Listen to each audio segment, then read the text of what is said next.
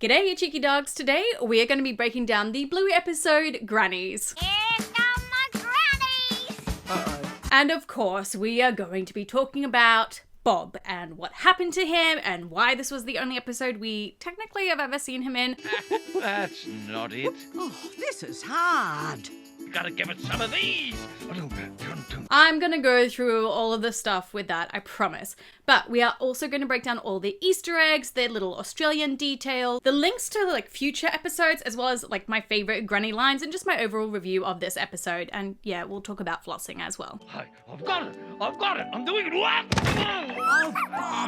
But first, let's talk about the actual grannies in this episode, which is Nana and Bob, because this is the first time that we ever get to meet them in Bluey. Oh, hello, Bluey. And some fun facts about Nana, in case you didn't know, she is actually voiced by Joe Brum's mum in real life, whose name is also Chris. So that's where Nana gets her name from. It's after Joe's own mum, and of course we know that Bluey's middle name is also named after her, being Christine. Bluey Christine Healer. So I think that's just a beautiful way of Joe Brum tying in his appreciation for his mum in real life into the show that he has created. This is a chance for you to have a good think about it.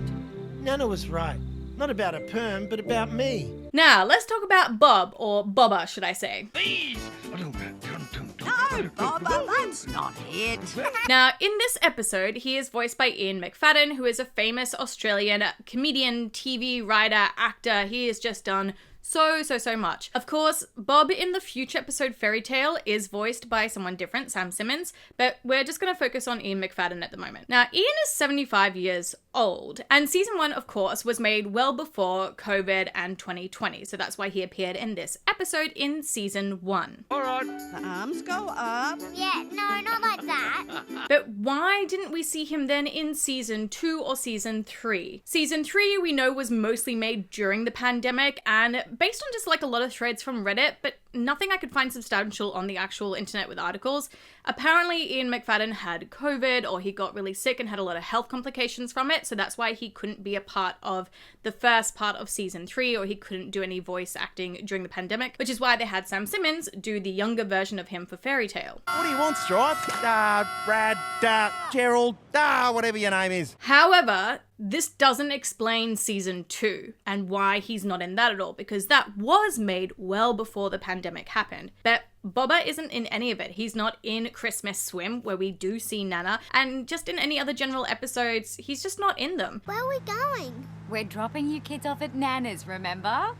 He wasn't at Christmas, you can understand maybe he sort of hasn't been around in the Nana episodes, but why would he miss Christmas? But I know why, and season 3. However, luckily, we do have a bit of a behind-the-scenes explanation thanks to the podcast Gotta Be Done and the amazing ladies Mary and Kate, who got to interview Joe Brum about this. Are we going to see Bob at the wedding, though? We haven't seen him in a little while. Is there any news? I've almost finished all the writing, and Bob is on my mind for the last bits of the writing. I feel like we're hostage negotiators. Can you prove that they're still alive? Well, actually, I can. Yeah, you will see. I can promise you, because we've storyboarded an episode with Bob in it. Right. So you want me to say your name so you can talk again? Well, you're dreaming, mate. Grandpa Bob, he was a tricky one because, I wanted a character based on my dad, but also wanted to show some of Chili's family. So I kind of decided, all the stories that I wanted to get out about my dad, I decided to switch him over to Chili's dad, which kind of left Grandpa Bob, in the lurch a little bit. So it appears that that's why he wasn't in season 2. Joe just didn't have any stories for him, and he ended up using Mort to replicate his own dad's stories instead. And that's continued a little bit in season 3, but there is now a place for Grandpa Bob to come back. So yeah, that was that's why you haven't seen Bob a great deal. And of course, we do have that nice little sort of tease that we are going to see him again. I'm assuming it's going to be in the episode The Sign, because if it's Rad and Frisky's wedding, obviously, Rad's dad is going to be there as well. So I'm assuming that's what we're going to find out then. Maybe he has his own family? No. Okay, well, he's Bandit's dad. I do also already have a whole theory about the fact that maybe we're also going to see Grandpa Bob pass away, because that's something we haven't really physically seen a story about in the show, about some someone we love passing away and how that will affect the girls at that point in time. So I have a whole theory video about that, which you can watch if you'd like. You know what I call this? I call it a good start. How do I jinx it so none of you can talk? Dad! Is it like this? Woo! But let's get back to just the Easter eggs with this episode, Grannies. This episode of Bluey is called Grannies. And we actually have 3 long dogs in this episode, which is pretty cool. We have the long dog, which is the fridge magnet. We also have a drawing on Nana's fridge as well of the long dog. And at the end, we also see the long dog toy that's on top of the bookshelf as well. We have 2 sightings of tennis balls. We have the sticker on the veranda poles of the tennis ball. And we also see Muffin holding, looks like to be 2 tennis balls in the photo on Nana's fridge. This is also where we see our pineapple Easter egg as well. It is a magnet on Nana's fridge too. And let's just kind of talk about Nana's fridge because it is filled with Easter eggs itself. So Nana's fridge also has magnets of the Sydney Opera House as well as the Sydney Harbour Bridge. And we've also seen like Chile also go to Sydney as well. So I love that they're just sort of incorporating like these very like iconic Australian landmarks into the show. We also see a magnet of Uluru as well as a picture of socks in a blanket that looks a lot like the blanket that she was wrapped up in Bumpy and the Wise Old Wolfhound. The only real little change is like it was dots on the fridge but bones as like a closer up, so you know it could just be the bones blurred out. I think that's just like a cute little reference to each episode. Talking about sort of future episodes and references and links to them, we do have some links into, of course, Fairy Tale and Christmas Swim, which makes sense. Those are like the family based episodes. I love that Bandit's line in this episode about what are the kids on about gets replicated again in Fairy Tale. What are you kids on about? What are you on about? What's he on about? And of course, the Nana joke about her glasses, it starts here in this episode and then is of course made a bit of a joke of in the episode Christmas Swim. Oh, okay. Let me get my glasses. Hang on, I'll just get my glasses.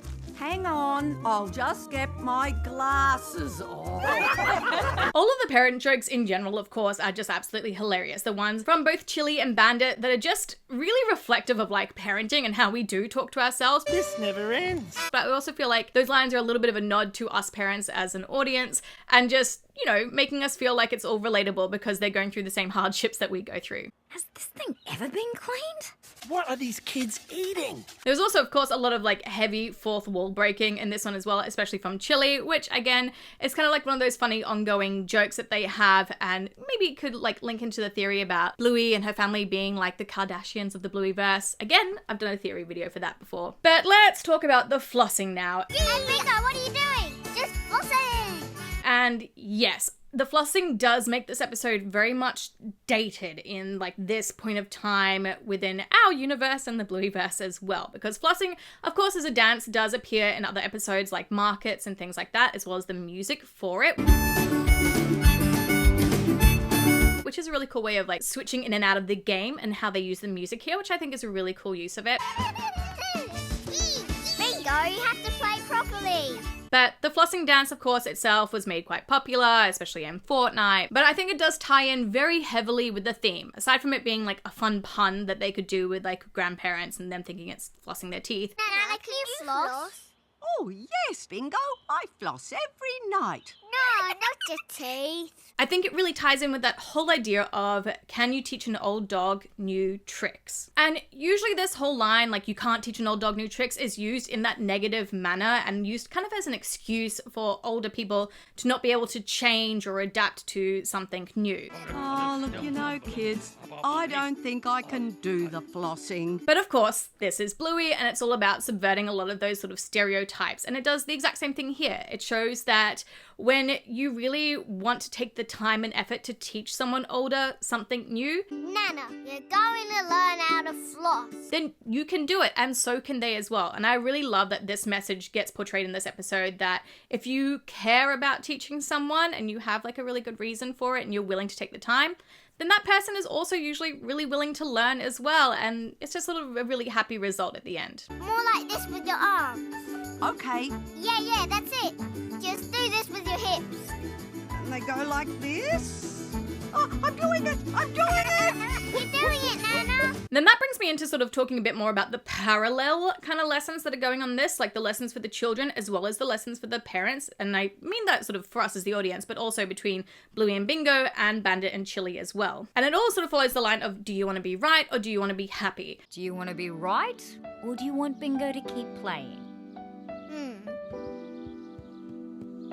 which I feel is kind of a bit of like a take on the whole happy wife, happy life kind of situation. Because of course we see this kind of relayed, the girls are sort of fighting about their own situation, but then we see Bandit and Chili also sort of fighting about the washing and who did it, who didn't do it. I hung out the washing yesterday. It's your turn. No, I did it. I remember it distinctly. Well, you're distinctly wrong. And their sort of way of, like, with their argument, how are they going to sort of resolve that sort of situation? And you do see them working together after they already talked to Bluey about what she should do as well with Bingo, which is sort of a nice thing. But later on in the episode, we see that Bandit ends up taking the washing out. So he's obviously in this situation decided he would rather not be right and just make Chili happy and do it himself. I'm gonna put these wet clothes on the line, Similar to Bluey, who instead of being right, would rather Bingo be happy and do something to help create that situation. Yeah, I was wrong. I knew it. Thanks, Bluey. Thanks, Nana. You're welcome, Bingo. Now, some of the other extra just little details that maybe you might have missed, it's just some of like the little Australian things. Like obviously they're playing with baked beans in this episode, and I feel like this is a very like Australian and British kind of situation. We eat a lot of baked beans on toast for breakfast, which is why we have a lot in our house. I noticed this doesn't seem to be as big of a thing obviously here in America, so I'm curious if it's much of a thing at all in your country, if you have baked beans all the time in your pantry. I slipped on my beans. We have like a little bit of Aussie slang, but I feel like maybe this is also a little bit more universal, like poor fella and nana nap. Janet, wake up. Just having a Nana nap, love. I always say nana nap, so I love that that's sort of the main joke in this as well with the grannies. We do have a little bit of censorship, but not a surprise. In Disney Junior Asia, specifically Southeast Asia, they cut out the part where Bingo whacks her mum in the leg. Overall, though, for me, I would probably give this episode maybe 4.5 long dogs out of 5. I do really love the line about the idea that you can still teach an old dog new tricks. I really love the ending with Chili and Bandit and how they're reflecting on the girls, and they have the same idea that when they're older, they still want to be able to learn new tricks as well and still have fun and be as engaging as the girls are. And I think that's just a really beautiful way of ending this episode. I hope we still floss at their age. I think we will. I think you're right. Of course, the music is amazing, switching back and forth between the iconic granny music and the flossing music as well, so kudos to Geoff Bush for that. And the Easter eggs, of course, are lots of fun, and I love it when we have long dogs, tennis balls, and pineapples as well. But cheeky dogs, let me know in that comment section down below, how many long dogs out of 5 would you give this episode, and what was your favorite granny line or granny moment from this episode as well? Again, while you're down there, don't forget to hit that like button, as well as that subscribe button and that bell for notifications so you know when I release any other Bluey videos. But until then, I have picked you cheeky dogs out a few other videos that maybe you would like to watch, and I'll see you all in another video. Bye!